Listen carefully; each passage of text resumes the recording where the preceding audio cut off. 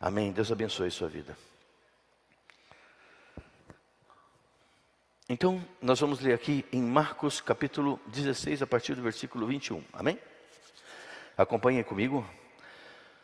Diz então assim: desde então começou Jesus a mostrar aos seus discípulos que era necessário que ele fosse a Jerusalém, que padecesse muitas coisas dos anciãos, dos principais sacerdotes, dos escribas, fosse morto e que ao terceiro dia ressuscitasse. E Pedro, tomando-o à parte, começou a repreendê-lo, dizendo: tenha Deus compaixão de ti, Senhor, isso de modo nenhum te acontecerá. Ele, porém, voltando-se, disse a Pedro: para trás de mim, Satanás, que me serves de escândalo, porque não estás pensando nas coisas que são de Deus, mas sim nas que são dos homens. Então disse Jesus aos seus discípulos: se alguém quiser vir após mim, negue-se a si mesmo, tome sua cruz e siga-me. Pois quem quiser salvar a sua vida por amor de mim, perdê-la-á. Mas quem perder a sua vida por amor de mim, achá-la-á. Pois que proveito ao homem se ganhar o mundo inteiro e perder a sua vida? Ou que dará o homem em troca da sua alma? Glória a Deus, que passagem forte, tremenda. E ela se mantém, ela repete, tanto em Marcos como Lucas, mantendo o mesmo teor. Eu fiquei observando, fazendo uma comparação entre os evangelhos, para ver assim, as alterações, mas elas mantiveram o mesmo teor, a mesma conversa, os mesmos princípios e uma sequência, porque nós sabemos que existe uma diferenciação pela forma que cada um escreve, cada testemunha ocular escreve os evangelhos. Então nós temos ali um pouco mais de resumo em Marcos, nós temos uma extensão maior de detalhes em Mateus, nós temos uma visão médica de Lucas, nós temos uma posição tão romântica de João. Porém, na sequência que eu estive observando nesses capítulos, né, que são capítulos diferentes, mas a mesma história nos livros diferentes, então mantém-se o mesmo teor. É um teor de uma conversa que Jesus tem com os discípulos. O Senhor Jesus, ele vinha desenvolvendo um assunto que é um assunto muito interessante. Jesus, ele vinha conversando com os discípulos sobre algumas coisas, porque Jesus havia preparado, então, discípulos para que pudessem estar curando, libertando, ensinando, indo às cidades, fazendo. Então eles estavam ali empolgados, eles estavam animados, eles retornaram de uma missão muito tremenda, estavam felizes, estavam compartilhando isso com Jesus. E ao mesmo tempo, né, causou Jesus, ele causava um impacto, né, no reino naquele momento, porque Herodes mesmo estava preocupado, porque Herodes havia mandado cortar a cabeça de João Batista, e Herodes estava perturbado, porque ele pensou que havia cessado qualquer tipo de confusão, qualquer tipo de movimento daquele, com questão a um rei, com questão a um domínio que pudesse ameaçar o seu próprio domínio. E de repente Jesus está conversando com eles, toda uma situação, uma atmosfera de mudança, de diferente situação estava ocorrendo na terra naquele momento. O mundo estava em torno de Jesus, vivendo uma experiência muito forte, uma experiência dramática, uma experiência muito diferente, porque em meio a caos, porque todo o tempo na terra nós enfrentamos caos. Nós encontramos caos no tempo de Jesus. Havia muitas pessoas desiludidas no tempo de Jesus. Havia muitas pessoas tristes. Havia muitas pessoas abaladas. Havia muitas pessoas que estavam perdidas economicamente. Havia muitas pessoas que passavam fome naquele tempo. Muitas pessoas que tinham enfermidades. Muitas pessoas que tinham problemas de serem escravas, de serem dominadas por um domínio de um outro país, como Roma, que dominava sobre Israel e dominava sobre o mundo. Existiam então pessoas que não tinham nenhuma estabilidade, não tinham nenhuma direção, não sabiam o que fazer. Então nós encontramos naquela época, como encontramos em muitas épocas, como encontramos hoje, encontramos um caos estabelecido. E de repente, se nós começamos a procurar qual tempo foi o melhor tempo na Terra, qual tempo que não houve caos, qual tempo que não houve perdas, qual tempo que não houve desastres, qual tempo que não houve guerras, qual tempo que não houve fome, qual o tempo que não houve enfermidades, qual o tempo que... tem um tempo. Mas esse tempo, na verdade, não é contado dentro do nosso tempo, porque é um tempo intempore. É um tempo onde ainda o tempo não atuava, não trabalhava como o nosso tempo. Aí nós falamos sobre o Éden, nós falamos sobre o princípio, nós falamos da vida do ser humano antes do pecado. Antes que fosse estabelecido tempos e tempos, e os tempos fossem, na verdade, acrescidos de dificuldades, e o tempo fosse encurtado, e o tempo fosse perdido, e o tempo fosse, na verdade, algo contra a vida do ser humano. Porque o tempo, se nós contamos, ele é contra. O tempo não é a favor. Então, sempre algumas pessoas, nunca nós conseguimos ver um relógio voltar. Ele não é sempre o sentido horário. É sempre o sentido horário. O sentido horário está sempre indo adiante. E o tempo passando. E o tempo que se passa não temos como resgatá-lo, não temos como guardá-lo, não temos como economizá-lo. Não se economiza tempo. O tempo é uma dádiva de Deus, é uma bênção. E então depois que o tempo foi estabelecido assim, porque ele foi estabelecido, por quê? Porque principalmente ele apontava para um fim. Conforme o tempo chegaria ao fim, cumpria-se aquilo que Deus havia dito: se você comer dessa árvore, certamente morrerá. E isso foi determinado a vida do homem, e é interessante como muitas vezes nós temos tantas opções na terra. Nós temos tantas possibilidades de experimentar coisas. Nós temos tantas possibilidades boas de crescimento, de conquista, de bênção. Mas muitas vezes nós somos mais interessados por aquilo que não deveríamos ser interessados. E assim acontece com o ser humano. Muitas vezes nós ficamos locados uma vida inteira numa proibição, num impedimento. E parece que sempre as coisas proibidas são melhores. Na verdade, isso daí já é uma propaganda do inferno, uma propaganda do pecado. Porque existiam muitas árvores, existiam muitas possibilidades, existiam muitos alimentos ali no Éden. Mas existia só uma que era proibida, só uma que não se deveria. E o não, né? É o indutor neurótico do sim. Então, de repente, quando se fala não, há uma paranoia, há uma coisa que desperta em nós essa curiosidade, esta vontade. Isso é muito fato. Eu sei que você entende o que eu estou falando. Eu sei que você concorda, eu sei que você compartilha desse não comigo, porque isso é desde o princípio. E quando nós somos, desde quando crianças, essa palavra nos desafia, essa palavra, geralmente nós imaginamos que existe alguma coisa muito boa, muito melhor a partir do não. E então, quando Deus diz não àquela árvore, era a única que não. Existiam muitas possibilidades, existiam muitas árvores de alimento, mas aquela não deveria ser comida, aquela não deveria ser tocada, não deveria ser experimentada, não deveria ser desejada, não deveria ser vista desta maneira. E de repente estava ali vendo, desejando, sabe, e tocando. E isso daí estabelece um tempo onde começa todos esses percursos catastróficos sobre a terra. De perda, de morte, de destruição, de guerras, de fome, de falências, de impossibilidades, de destruições familiares, de quebra de amizades. É assim que a terra. Então, nós estamos vivendo um tempo que é comum. O fato é que nós não vivemos outras épocas, outras eras, nem vivemos a vida de outras pessoas. Nós vivemos a nossa vida e geralmente, muitas vezes, nós estamos completamente amargurados ou completamente tristes ou decepcionados, muitas vezes, com o que nós mesmos estamos vivendo. E muitas vezes nós estamos assustados com algumas possibilidades que poderemos ter, mas também estamos medrosos com o que não poderemos alcançar. Nós não sabemos o que vai ser o futuro. O futuro é sempre para nós uma coisa insegura em relação à vida na terra, em relação à conquista, em relação ao que podemos e o que não podemos. E o próprio Tiago, na palavra de Deus, diz o seguinte, né? O apóstolo Tiago diz uma coisa muito interessante, né? Se Deus quiser, se Deus permitir, amanhã faremos, amanhã compraremos, amanhã iremos, amanhã estaremos, se Deus quiser, se Deus permitir. Porque ele fala da insegurança de estarmos aqui. Nós nunca sabemos amanhã. E então, para nós, muitas vezes, nós procuramos resolver muitas coisas hoje.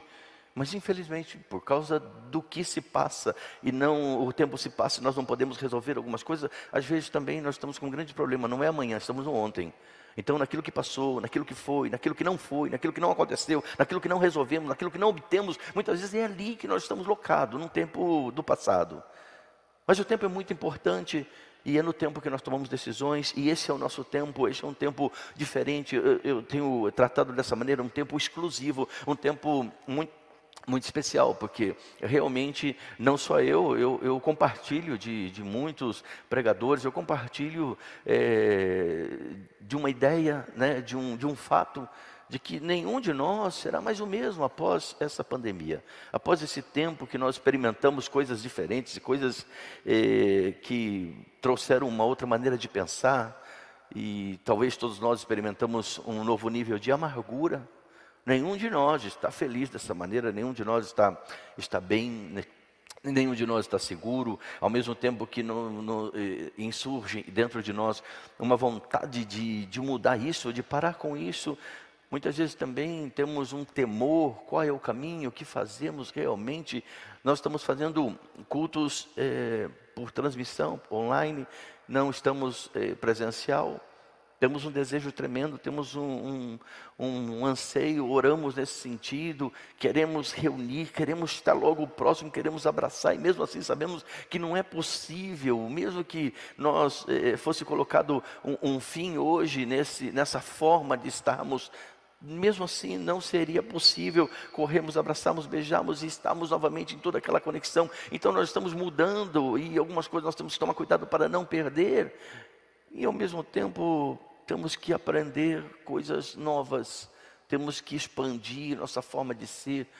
Mas uma coisa interessante que, observando essa passagem de hoje, essa palavra, eu entendo que nós temos uma resistência a algumas mudanças, e o Senhor Jesus, Ele nunca para de nos provocar a mudança, Ele nunca deixa de nos estimular a um novo nível, nunca deixa de nos impulsionar a crescermos, a entendermos. Claro que nós somos totalmente resistentes. Nós lutamos para não ser aquilo que somos chamados a ser. É por isso que essa palavra me despertou. Eu já falei várias vezes sobre ela, e eu acredito que recentemente eu tenha pregado algo sobre ela, porém hoje Deus começou a tratar uma outra coisa dentro de mim, que eu falei: Deus, como eu consigo transpassar isso que o Senhor está me dizendo? E eu tenho falado com o Senhor, e eu desejo que o Espírito Santo possa informar-nos, possa transpassar exatamente o que estava dentro do coração de Jesus Cristo, quando Ele falava isso, porque Jesus estava dentro de um contexto, e o Senhor nunca foi tomado por contexto. O Senhor Jesus, Ele nunca foi influenciado por contextos. Eu fico assim, que coisa impressionante, porque Jesus, Ele não era influenciável. Jesus, então, ele não mudava de opiniões de acordo com cidades, com problemas, com dificuldades, com enfermidades, com um problema econômico, com governos. Ele não mudava. Ele não mudava. Jesus tinha um foco, e Ele nunca perdeu o seu foco. O Senhor Jesus estava sempre compartilhando. Algumas vezes temos uma impressão de Jesus muito sério. Jesus era sério, mas isso não significa que Ele não sorria, que Ele não dançava, que Ele não brincava, que Ele não abraçava, que Ele não tocava. Tanto é que nós temos um dos discípulos que diz, né, a palavra de Deus, que reclinava-se ao peito de Jesus. Então Jesus era confortante, Jesus era muito legal. De repente Ele estava contando uma coisa, e João aproveitava ali e já encostava, né? E diz que João é o discípulo que Jesus mais amava. Diz João, no livro de João, que João era, então ele mesmo que diz que ele era o discípulo. Então eu fico vendo assim, que coisa impressionante, ousado, né? Ousado, mas eu quero ter a ousadia de João e dizer: eu sou o discípulo que Jesus mais ama. Eu sei que Jesus ama tantas pessoas sobre a terra, eu sei que Jesus ama toda a humanidade. Mas existe também uma questão tão peculiar, tão particular, que eu posso dizer, eu sou a pessoa mais amada por Jesus. Eu posso me sentir, sabe por quê? Porque eu tenho um amor exclusivo. Você tem um amor exclusivo. Você pode dizer, eu sou a pessoa mais amada. Mas você pode dizer isso da boca para fora e não sentir. E eu gostaria que você entendesse que você pode sentir que você é a pessoa, mas isso também vem de algumas atitudes, de alguns comportamentos. De repente nós sabemos, num momento, que eu não estou sendo a pessoa mais amada. É que, de repente, nós misturamos, né, esse amor com merecimento. E não tem nada a ver. Jesus nunca dá o que eu mereço. Deus não dá mesmo, ainda bem. E eu dou graças a Deus por isso. E eu gostaria que você desse graças a Deus, que nós não recebemos nada que merecemos. Se nós recebemos aquilo que merecêssemos mesmo, nós seríamos destruídos, estaríamos no quinto dos infernos. Se tem os quintos dos infernos, que é uma ideia, né? Porque eu sei que tem até o terceiro céu, porque Paulo foi arrebatado até o terceiro céu. Porque um céu é o céu que nós vemos. O outro céu é o céu que nós não vemos, mas ali existem as galáxias, existe todo um universo. E quando ele diz o terceiro céu, é além da capacidade e da compreensão, além das expectativas, além da especulação, além das naves, das máquinas que podem chegar ou podem observar, está o céu. O céu criador de tudo, o céu mantenedor de todas as coisas, aonde está ali o poder de toda a glória, onde está o trono. Embora nós sabemos que o Senhor está presente em nosso meio, mas nós temos que entender também que o céu é um lugar. E quando nós começamos a entender que nós não merecemos o céu, mas nós conquistamos o céu. E nem conquistamos, né? Eu acredito que nós somos conquistados. Nós temos que nos conquistar a nós mesmos, conquistar as áreas que não pertencem a Jesus. Se um dia eu digo, Jesus, eu te amo, Jesus, eu preciso de ti. Por que eu diria uma coisa dessa? Eu diria uma coisa dessa porque eu fui vencido pela informação da cruz. Eu fui vencido que Deus me amou de uma maneira tão íntima, tão profunda, tão poderosa, que eu consegui entender que Jesus, Ele é exatamente a expressão perfeita do amor do Pai por mim. Então, pelo Espírito Santo, eu tenho acesso a essa história. Então eu posso crer que Jesus morreu por mim, levando a minha culpa, levando o meu pecado, levando a minha destruição na cruz do Calvário. E então, se eu consigo compreender isso, eu consigo entender este amor. E na verdade, quando eu entendo este amor, agora então, eu me rendo. Mas não são todas as partes da minha vida que se rendem. Eu momentaneamente me rendo. Tem muitas pessoas que ficam ali no primeiro passo da sua conversão. Então eu aceito Jesus como Senhor e Salvador, se entregam a Jesus. Isso é muito importante. Eu me entreguei a Jesus, mas e o que vem depois disso? O que vai acontecer dia após eu ter me rendido a Jesus? Eu posso inventar maneiras de viver. Eu posso criar coisas que me associem à palavra de Deus. Eu posso criar atividades. Eu posso criar compromissos religiosos com a minha igreja, com os meus amigos em Cristo Jesus. Eu posso desenvolver uma sociedade, né, dentro da igreja. Eu posso conviver na sociedade. Eu posso presentear, receber presente. Eu posso falar coisas boas. Eu posso... Mas... tudo, na verdade, estará ligado ao princípio da renúncia. Como eu vou viver com Cristo diariamente? E então, isso me levou a pensar nessa palavra, entender e aprofundar e buscar. Senhor, me dá a entender que palavra é essa que o Senhor está dizendo, como que ela funciona, como é a aplicação dela, como é a experiência com ela. E eu fui vendo o Senhor Jesus aqui, conversando com os discípulos estavam muito eufóricos, os discípulos estavam animados, os discípulos haviam experimentado algo muito poderoso, aquilo que nós temos vivido, naquilo que nós temos experimentado. Nesse momento nós estamos reclusos, mas todo momento de oração nos leva a um impacto, a uma conquista. Todo momento de leitura da palavra nos leva a uma revelação. E então nós temos preenchido a nossa vida com coisas. Devemos, claro, escolher as melhores, porque... quanto mais preenchemos nossas vidas com coisas vazias, pior vai ser o resultado. E uma coisa que, se você quer ouvir a voz de Deus, Você tem que diminuir o volume do mundo. E muitas vezes esse volume está dentro de nós. Eu preciso ouvir Deus falar.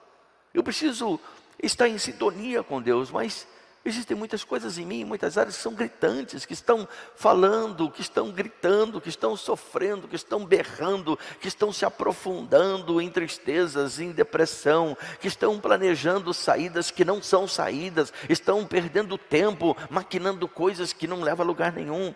Então eu tenho que entender algumas coisas, como o Senhor Jesus estava explicando. Os discípulos estavam em atividade.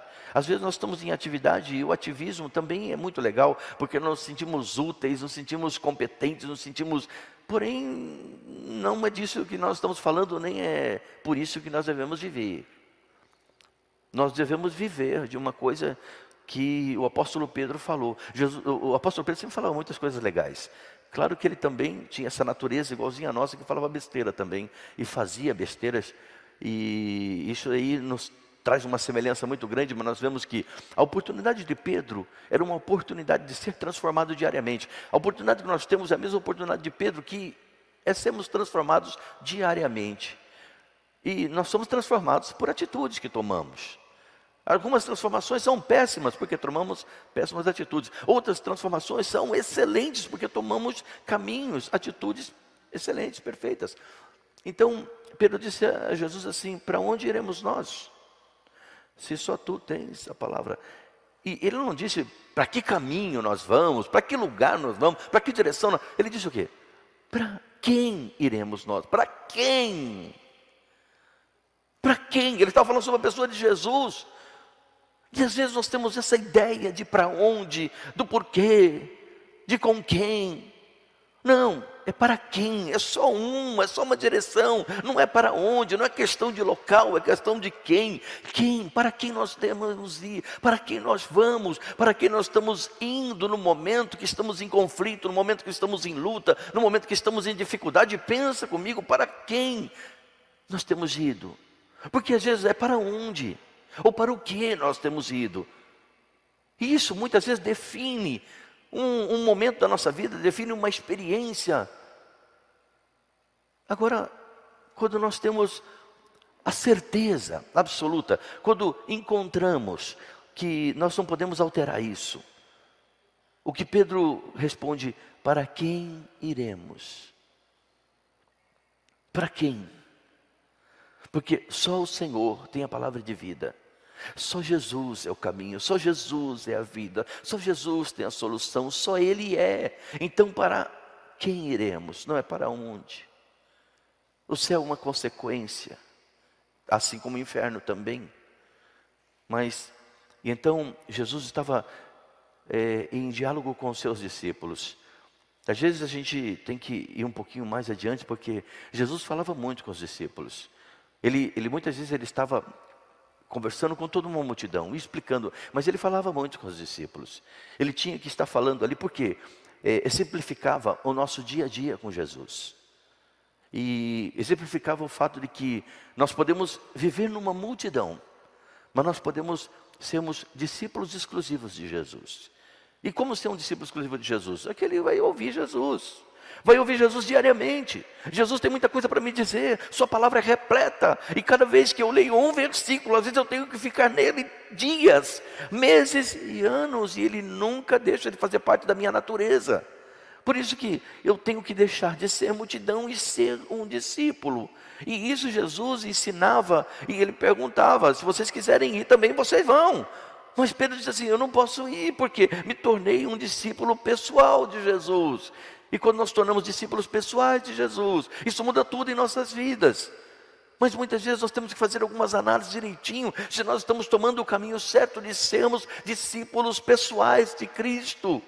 Porque Jesus, ele está sempre disposto a nos formar, disposto a trabalhar nosso caráter diariamente e ser o nosso mestre, o nosso líder todos os dias. Mas nós precisamos saber se estamos dispostos, porque uma coisa é nós dizer: eu sou discípulo de Cristo, eu amo a Jesus porque Cristo vive em mim.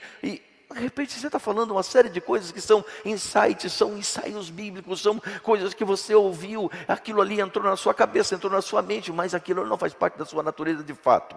Pergunte se você é discípulo de Cristo de fato, se você vive um discipulado diário e total, ou você não tem paciência para escutar muito Jesus, você não tem muita paciência para ler a sua palavra, você não tem muita paciência para estar orando, você não tem muita paciência para entender o que está sendo dito entre linhas. Porque entre linhas, entre uma e outra, entre uma frase de Jesus e outra, existem milhões de exemplos de transformações, de curas, de libertações que nós sentimos, que nós podemos viver.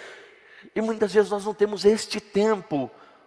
E se não temos este tempo, nós não entendemos para onde nós vamos, para onde iremos, para quem iremos. É diferente, de repente nós estamos buscando onde e nós não conseguimos entender quem. Então eu tenho que entender que toda a minha vida tem que convergir a Jesus. Eu tenho que entender, porque não é a vida de Jesus que se converge a mim, porque Jesus não foi alterado, Jesus não foi influenciado, Jesus estava sempre na mesma direção, no mesmo foco. Como eu disse, então Jesus, ele influenciava tudo, mas por nada era influenciado. Então os discípulos voltaram influenciados pela experiência de libertar vidas, de curar. Eles entraram ali nas casas e eles curavam famílias inteiras. Eles curavam os enfermos, eles libertavam os endemoniados. Voltaram para Jesus dizendo: olha, os espíritos se nos submetem, os espíritos, eles se dobram diante de nós. E o Senhor Jesus assim: não estejam felizes por isso, não estejam eufóricos dessa maneira, estejam felizes por vosso nome estar rolado no livro da vida, porque vocês pertencem ao céu. É isso que deve ser o foco. Sabe por quê? Porque expulsar demônios, curar pessoas, falar coisas lindas e trabalhar muito, isso daí é consequência de uma vida com Cristo. É consequência de intimidade, é consequência de ser discípulo, é consequência de aprender a sua palavra, é consequência de meditar todo o tempo, todo instante, é consequência de ter tempo de qualidade com Jesus. E eu te pergunto, porque eu me pergunto isso. Eu tenho tido tempo de qualidade com o meu mestre, com o meu Senhor. Eu tenho tempo de qualidade com aquele que me ama. Eu tenho tido tempo, eu tenho conseguido compartilhar com Ele coisas que são importantes na minha vida. Eu tenho ou não tenho? E o Senhor Jesus, Ele vai conversando com eles, Ele vai ensinando uma série de coisas. Inclusive o versículo 23 que Ele usa para poder falar, Ele diz assim: Ele porém, voltando-se, disse a Pedro: para trás de mim, Satanás, que me serve de escândalo, porque não estás pensando nas coisas que são de Deus, mas sim nas que são dos homens. Porque o Senhor Jesus estava explicando coisas, estava falando coisas importantes para eles, mas eles não conseguiam entender. E ainda Pedro que parecia tão íntimo, porque muitas vezes nós temos tanta intimidade com Deus, nós temos tanta intimidade. Sabe por quê? Porque nós cantamos, nós falamos, nós oramos e fazemos muitas coisas assim, e às vezes é tudo automático. A pergunta é: eu estou indo para Jesus? A pergunta é: eu tenho tido tempo de qualidade com Cristo? Eu tenho tipo de intimidade com o Senhor? De repente eu tenho falado coisas assim, como por exemplo Pedro, ele se sentiu tão livre de repreender Jesus, se sentiu tão livre de falar para Jesus: isso não vai que, olha, Deus tenha misericórdia, que se apiede de ti. Que coisa séria que Pedro disse. Pedro começa a repreender e diz: tenha Deus misericórdia de ti, compaixão de ti, Senhor, porque isso de modo nenhum te acontecerá. Eu fico olhando assim e falo: que coisa interessante. O que significa que Pedro está dizendo? Pedro está dizendo que uma coisa que o Senhor disse não ia acontecer, e que ele estava ali para garantir uma coisa assim. Eu fico observando assim: será que nós tomamos atitudes parecidas com a de Pedro? Será que nós decidimos coisas em nossas vidas dessa maneira? Será que nós fazemos coisas parecidas assim? Nós falamos: ó Senhor, de maneira alguma. E eu fiquei assim observando, eu falei: meu Deus, como nós falamos coisas assim como Pedro? Como nós repreendemos? Sabe, como nós não nos sujeitamos a algumas coisas e conseguimos aprender com aquilo? Por exemplo, nós estamos num tempo de pandemia, nós estamos num tempo de reclusão, nós estamos num tempo de quarentena, nós estamos num tempo... Isso não é bom, não é, vou dizer, vamos fazer festa com isso, eu gosto disso. Não, eu não gosto. Eu acredito que a humanidade não está gostando disso, porque o mundo inteiro está vivendo a mesma situação, e ninguém está gostando, o mundo inteiro está passando por uma transformação, e ninguém está gostando, mas muitas vezes nós temos um comportamento de rebelião, de tristeza, de indignação contra algumas coisas, e essas coisas se apresentam como revolta, como depressão, como abatimento, como desânimo, e eu fico tentando entender, Senhor, isso é uma coisa muito natural minha, isso aí faz parte da minha natureza, eu tenho direito, afinal de contas, eu entendo isso, e eu estou falando sobre isso porque tenho pensado muito nisso, e alguns momentos olhando assim, falando, poxa, meu Deus, poderia, agora que nós estamos chegando perto de tantas coisas, nós temos vivido momentos, algumas conquistas, nós estamos crescendo em algumas áreas, nós vamos vendo, nosso país estava crescendo economicamente, estava tudo, e de repente vem uma coisa assim, e nós nos vemos muitas vezes sentindo, ressentindo, pensando, tomando decisões. E o Senhor Jesus, ele continua conversando com Pedro, e ele diz que a atitude de Pedro é uma atitude demoníaca. Ele diz assim, para trás de mim, Satanás. Ele diz que é uma atitude endemoniada, ele diz que é uma atitude de rebelião, é uma atitude, quando Jesus é repreendido por Pedro, ele identifica Satanás atuando na fala de Pedro, no coração, no comportamento, dominando sua mente, dominando suas vontades, levando a Pedro a um patamar diferente do que Jesus estava formando, do que Jesus estava treinando, do que Jesus estava ensinando a Pedro ser. Pedro não estava, na verdade, correspondendo ao seu mestre, não estava correspondendo aos ensinamentos que ele estava recebendo, estava correspondendo ao ensinamento satânico, naquele momento, onde ele se viu no direito, na liberdade de repreender Jesus, de atacar Jesus daquela forma, diz, olha, que Deus tenha compaixão. Ele queria que Jesus pensasse naquilo que ele estava falando. Naquele momento ele começa a influenciar a mente de Cristo, ele começa a envolver Jesus nos seus sentimentos, nos seus planos particulares, e o Senhor Jesus, como nunca foi influenciado, ele naquele momento, ele repreende aquilo que estava dominando a mente de Pedro. E é uma coisa muito interessante que eu falei, poxa, Jesus está fazendo isso conosco todo o tempo. Às vezes nós estamos tomando um caminho diferente, nós estamos indo para uma direção diferente da qual deveríamos ir. Pedro diz assim, para onde iremos? Para onde iremos? Para quem iremos, aliás? Para quem iremos além de ti? Só tu tens. Então quando Pedro falava isso com Jesus, agora de repente ele vai tomando uma outra decisão. Ele diz então ali naquele momento, que o que ele havia dito antes não valia nada.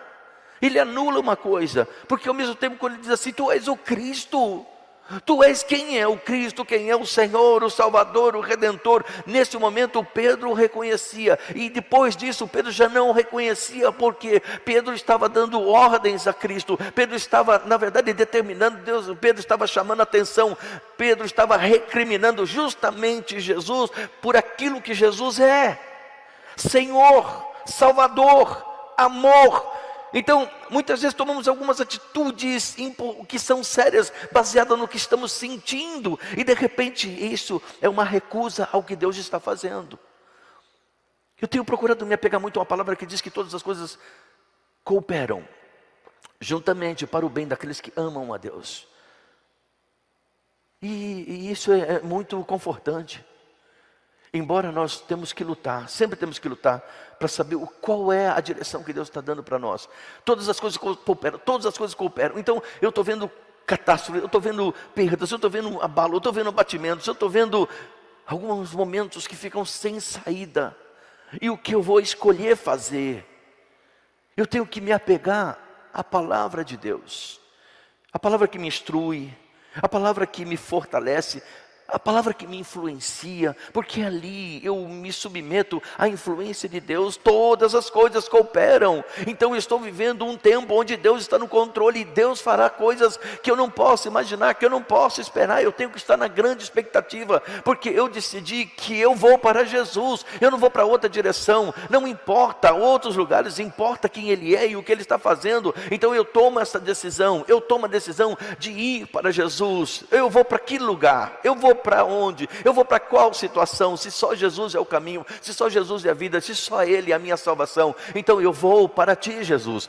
E então Pedro aqui havia tomado uma decisão baseada no seu sentimento, no seu achômetro. Então ele decidiu que ele poderia repreender Jesus Cristo. Naquele momento Jesus já não era mais quem Ele disse que Ele era. E é isso que nós estamos a entender. Às vezes nós criamos uma grande confusão. Jesus deixa de ser quem Ele deve ser para nós.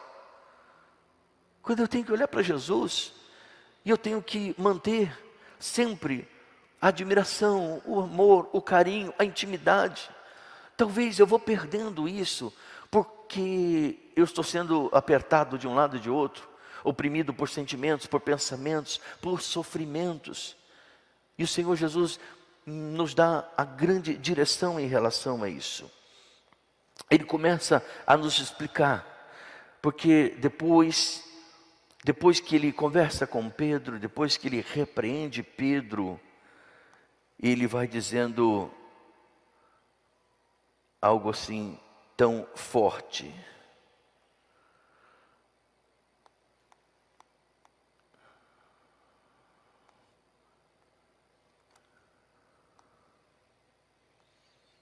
Isso aqui quando apaga é uma beleza. Aqui. Ele, porém, voltando-se, disse a Pedro: para trás de mim, Satanás, que me serve de escândalo, porque não está pensando nas coisas que são de Deus, mas nas que são dos homens. Poxa, nós temos essa atitude, nós estamos pensando nas coisas que são de Deus, mas nas que são dos homens. Toda vez que pensamos nas coisas que são nossas, nas coisas que são dos homens, Jesus não é mais o caminho, nem a verdade. Nós começamos a tomar decisões independentes. Nós começamos a criar possibilidades independentes. Entende isso? Eu quero pedir que você consiga entender. Preste atenção.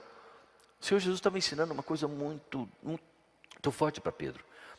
Ele diz assim, que todas as vezes que você começa a ter uma independência de quem Jesus é e de que Ele faz e do que Ele pode, automaticamente nós começamos a nos autogovernar, a criar soluções e saídas.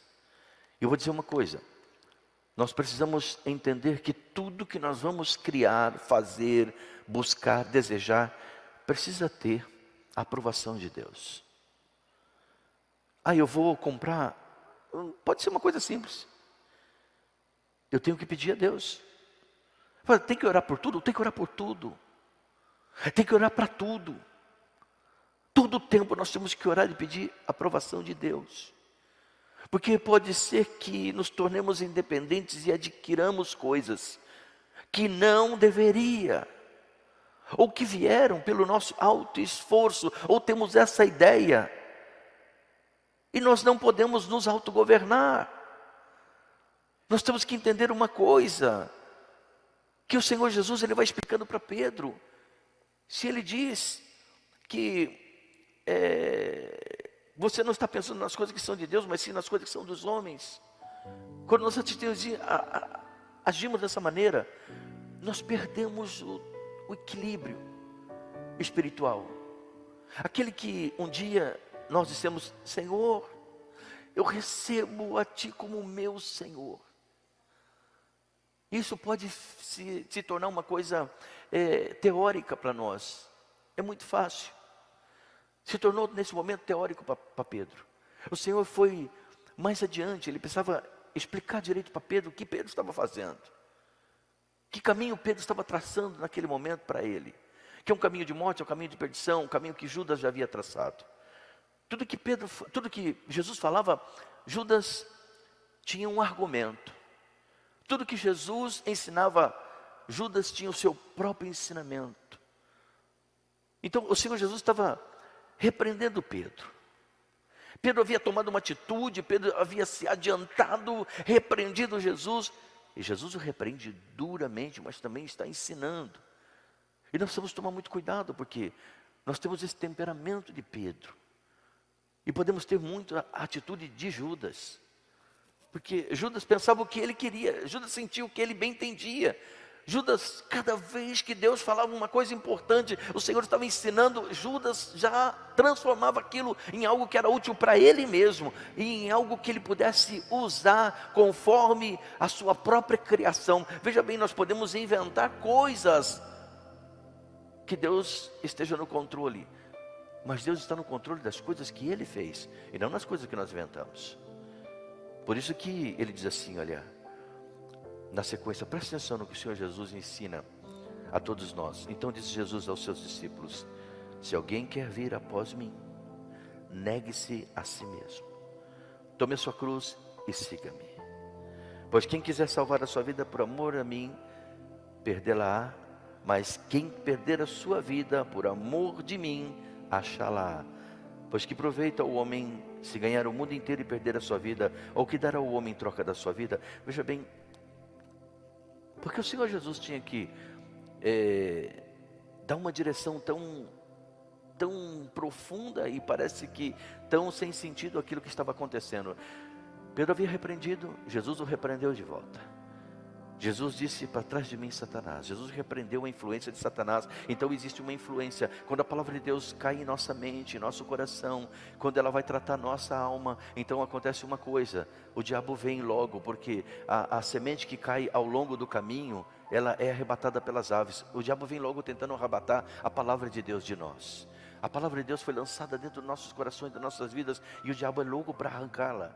Porque quando ele arranca a palavra de Deus, nós ficamos com a sensação de que fomos alimentados. Ficamos com a sensação de que experimentamos de Deus, mas aquilo importante de Deus foi tirado.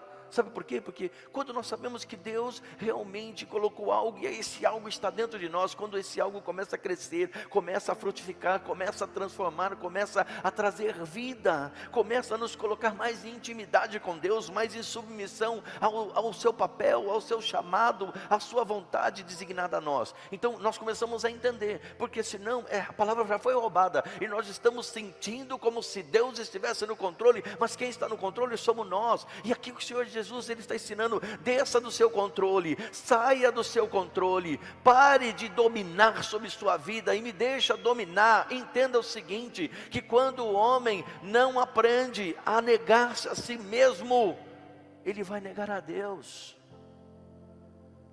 E é uma coisa tão simples: negue-se, pois, o homem a si mesmo. E às vezes nós começamos a arrazoar coisas. Estamos sofrendo, claro. Talvez estejamos com uma enfermidade, estejamos com um problema financeiro, estamos com um problema familiar, estamos com um problema de desemprego, estamos com um problema de solidão, estamos com um problema... É verdade. E muitas vezes nós não conseguimos negar a nós mesmos. Nós conseguimos potencializar um sentimento. Nós conseguimos de repente aumentar esse sofrimento, aumentar esta angústia, e começamos muitas vezes a entrar primeiro num desespero, num abatimento, numa angústia, numa depressão, antes de repente negarmos a nós mesmos. Porque se eu digo Deus está no controle, e nada vai fugir do seu controle, e nada vai se perder. Se eu necessito passar por um tempo de prova, por um tempo de luta, por um tempo de escassez, por um tempo de abalo, Deus está fazendo algo superior, Deus está fazendo algo muito importante, Deus está fazendo algo muito poderoso. Eu tenho que me preocupar com o que o Senhor se preocupa e com o que Ele tem se preocupado nesse tempo. Todo o tempo, porque Jesus tinha que morrer. Pedro tentou repreendê-lo muitas vezes, como nós fazemos hoje. Quando nós fazemos, de que maneira nós fazemos? Quando de repente nós acreditamos que as pessoas têm tempo, nós acreditamos que as pessoas têm sua opinião, nós acreditamos que as pessoas têm seu direito. O Senhor Jesus, Ele não rompeu, na verdade, com o direito de alguém, mas Ele disse: olha, quem não negasse a si mesmo e vir após mim, tomar a sua cruz, não é digno de mim, não faz parte de mim. E nós sabemos uma coisa séria: a Bíblia, ela não é dividida. Ou uma pessoa nega-se a si mesma ou não nega-se. Ou ela está com Cristo ou ela está sem Cristo. Ou ela tem Jesus na sua vida ou ela não tem Jesus na sua vida. Não existe mais ou menos. Não existe meio termo. Uma pessoa toma a sua cruz ou não toma. Uma pessoa segue após Jesus, o seu caminho, do seu jeito de ser, com o seu coração, com a sua mente, com as suas palavras, com o seu plano, ou não. Não tem mais ou menos. Pedro estava fazendo parte de um grupo seleto, que estava aprendendo, estava sendo discipulado, estava sendo ensinado, mas no momento que ele sai fora daquilo, ele é repreendido duramente, e o Senhor ensina: ou você está comigo, ou você está contra mim, ou você me confessa, ou você me nega. Se você me confessar, você nega a si mesmo. Se você se confessar, você me nega. Então é uma posição, é ou não é? É 880. Ou somos de Cristo ou não somos de Cristo. Quando Paulo diz assim: eu já fui crucificado, e hoje não vivo mais eu em mim, mas Cristo vive em mim. Paulo tinha suas razões, Paulo tinha seus pensamentos, Paulo tinha seus sofrimentos, mas tudo Paulo revertia em Cristo, porque isso deve me levar a algo, a um plano, a uma decisão, a uma determinação de Deus. E então eu penso assim: eu não estou passando nada à toa, eu não estou vivendo alguma coisa à toa, eu não estou vivendo uma pandemia nesse tempo à toa. Tudo eu sei que Deus tem um plano, tudo eu sei que Deus está fazendo o melhor, tudo eu sei que Deus está levando a um outro patamar de bênção a minha vida. Não tem nada que seja contra mim, tudo é ao meu favor, tudo é por mim, tudo é pela minha vida. Mas eu tenho que entender que Ele é o dono absoluto. Eu tenho que entender que tudo é a favor de Deus, mas eu não posso interferir de uma maneira negativa. Então o que acontece quando eu começo a pensar e me revoltar? Eu tenho que entender uma coisa: negue-se a si mesmo. Como eu vou me negar nisso? Eu tenho meus sentimentos, eu tenho meus pensamentos, eu tenho meus planos, eu tenho minha vontade. Eu tenho, claro que eu tenho. E aí eu tenho que tomar uma grande decisão: eu nego tudo isso, ou eu nego a Jesus? Porque quando eu confio naquilo que eu estou sentindo, e de repente eu estou magoado, e eu tenho o direito de estar magoado, de repente eu estou com raiva, ou estou com ódio de uma situação, e eu tenho direito, mas eu tenho que entender uma coisa: ou eu fico com o ódio, eu fico com a mágoa, eu fico com a depressão, ou eu fico com Jesus. Porque Ele diz: quem não negar a si mesmo. Como é que eu tenho que me negar? Nega a si mesmo. Como eu me nego? Eu me nego a direitos de sentir, a direitos de me revoltar, a direitos de... Eu li até uma ilustração tão linda, que eu achei assim: meu Deus, como isso pode ser? Mas um pastor, para discipular um discípulo que recém-chegado, que não tinha conhecimento direito da palavra de Deus, não tinha entendimento, ele não sabia exatamente, e ele tinha muitas questões e muitas necessidades. E então o pastor levou ele num campo, e tinha uma pedra, uma rocha bem grande, e ele disse que ele tinha tantas perguntas. Ele falou: eu vou te ensinar a coisa mais básica, a melhor coisa do Evangelho, você vai aprender agora.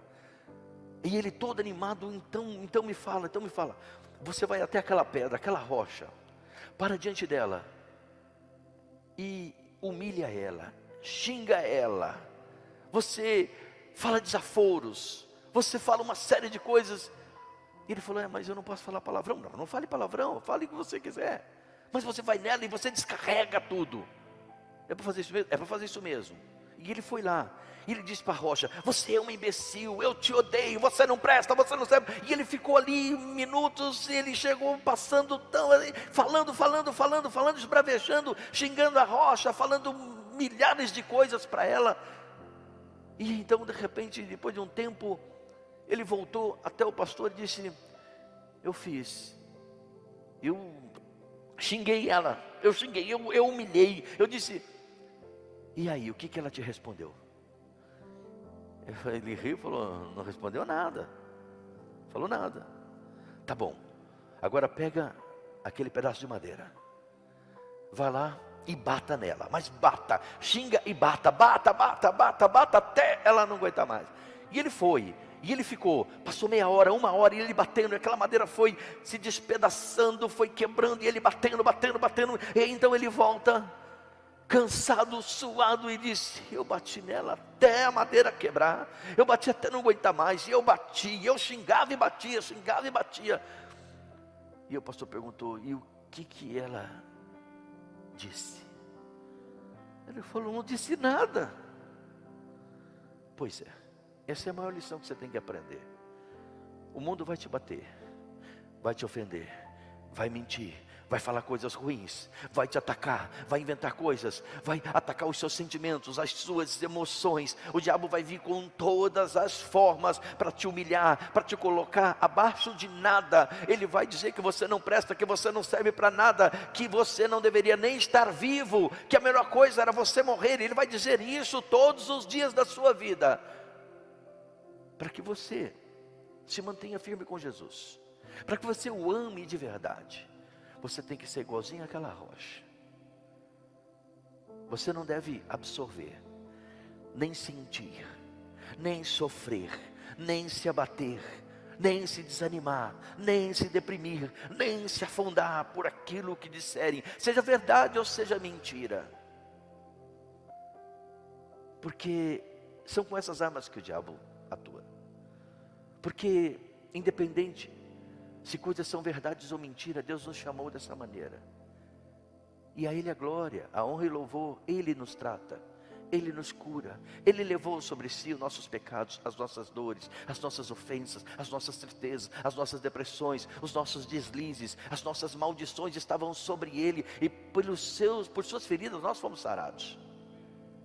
E então o discípulo olhava assim e falou: entendi. E Ele falou: o que você precisa? Negar-se a si mesmo todos os dias, porque nós queremos reagir, nós queremos nos revoltar, nós queremos ser violentos com quem é violento contra nós, nós queremos revidar aquilo que nos atacaram.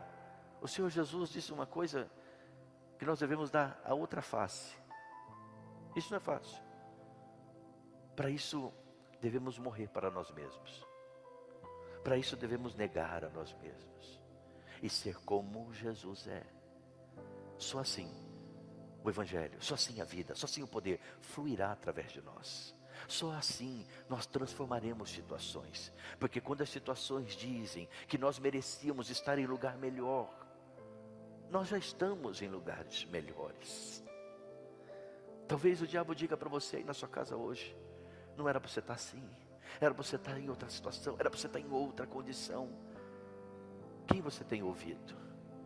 Porque o Senhor que te chamou já te colocou em lugares de segurança. O Senhor que te chamou já te amparou. O Senhor que te chamou já pôs uma mesa para você diante dos seus inimigos. O Senhor que te chamou já preparou um tempo de glória. O Senhor que te chamou já te preparou alegrias. O Senhor que te preparou, te chamou, te preparou um céu. O Senhor que te chamou te preparou suprimentos, e Ele suprirá a tua casa, a tua vida, a tua vontade. O Senhor te encherá da sua presença. Mas entenda, isso acontece quando nós entendemos a quem devemos negar. Porque se nós não nos autonegarmos, negaremos a Ele. E se nós negarmos a Ele, perderemos nossa vida. Negue-se a si mesmo. É por isso que Pedro estava cheio de razão. E nós muitas vezes estamos cheios de razão. E o Senhor ensinou Pedro: você tem que negar-se a si mesmo. E o Senhor me ensinava: tem que negar-se a si mesmo. Tem coisas que eu não gosto, eu falei, não gosto. Tem coisas que eu não aceito, não aceito. Tem coisas que eu não suporto. E de repente são essas coisas que me impedem que eu negue a mim mesmo. Me permito sentir coisas, me permito sofrer coisas. Você entende o que o Espírito Santo está falando para você nessa manhã? Não se permita. Não se permita alguns caminhos. Permita-se negar-se a si mesmo e conhecer a dimensão do Senhor. Permita-se negar o favor de um fruto proibido. Assim como Adão e Eva poderiam ter negado a si mesmo diante daquela árvore. Não, ouviram seus conceitos, suas emoções, seus sentimentos, sua visão. Ouviram a si mesmo. E nós carregamos isso, e o grande desafio nosso é negar a nós. Se conseguimos nos negar, conseguimos entender o que Deus está fazendo. Quando o salmista diz: e prepara uma mesa para mim na presença dos meus inimigos. O salmista diz: passei pelas guerras, passei pelas afrontas, passei pelas ofensas, passei pelas lutas, e no final tinha uma mesa preparada. Quando passamos pelas lutas, quando passamos pelos problemas, afinados ao Espírito Santo, na intimidade da palavra, sem negar o Senhor, mas amando tudo que Ele faz, porque tudo que Deus faz é bom. Quando fazemos isso, ao final, o Senhor nos levará a sentar a uma mesa especial. E eu vou dizer, se essa mesa não é nessa terra, embora Ele disse que aquele que deixou pai, mãe, filhos, deixou todas as coisas por amor de mim, ainda nessa vida receberá 100 vezes mais. Mas ainda a glória do céu. Tanto o Senhor nos suprirá nessa terra, como nos tem preparado algo poderoso no céu. Não vamos perder por nada isso. Não vamos perder porque temos razão, porque temos sofrimento, porque temos sentimentos, porque temos problemas ou temos lutas, ou alguém disse que não somos, ou alguém nos ofendeu. Não vamos reagir contra isso. Vamos estar em intimidade. O que o Senhor faria em meu lugar? Pense assim, todo tempo que você for tomar uma decisão, for falar alguma coisa, pare um pouco e diga o que o Senhor responderia, o que o Senhor faria, como Ele agiria em meu lugar, para eu não me ver repreendendo a Cristo, repreendendo o meu Senhor, dizendo que eu não poderia estar passando por coisas que eu estou passando. É isso que Pedro diz, e é isso que eu faço, quando eu não estou em acordo, quando eu nego a mim mesmo. Eu digo que não é justo, eu digo que não é correto, que eu passe por algumas coisas, que eu sofra algumas coisas, que eu tenha algumas perdas nesse momento. E o Senhor diz, negue a si mesmo, e você vai entender o que falar, o que fazer e o que viver. Te amo em Cristo Jesus, e profetizo que essa palavra seja poderosa no seu dia a dia, como um ensino, como uma decisão, que vai te levar aos momentos mais acertados. Procure aprender, negar-se. Não estou dizendo que é uma coisa fácil, estou dizendo que é um grande desafio. O Senhor mostra a Pedro na sua grande reação, e Ele fala do maior segredo, porque um grande segredo é aceitarmos Jesus, isso é fundamental, mas o outro segredo é sabermos se continuamos em Cristo, e eu só sei se eu consigo diariamente me arrepender de me obedecer, e consigo obedecer ao meu Senhor, se eu consigo me negar a mim mesmo, negar as minhas razões, e amar o meu Senhor, e amar a sua vontade, e amar o que Ele está fazendo, mesmo que eu não compreenda. Eu amo o que o Senhor Jesus está fazendo. Quero orar com você, feche seus olhos.